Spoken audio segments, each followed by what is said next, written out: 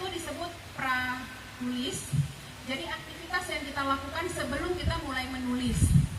Kalau drafting dan revisi itu prosesnya. Jadi ketika kita menulis, kita fokus menulis, jangan pikirkan bagus atau tidaknya. Nanti setelah ini selesai, baru kita proses revisi. Di revisi ini apa? Ya, kita bisa mempertajam teks, kita bisa memperbaiki alur, kita bisa memperbaiki tata bahasa yang sesuai dengan kaidah bahasa yang baik dan benar. Kita bisa menerapkan teknik show don't tell di bagian revisi.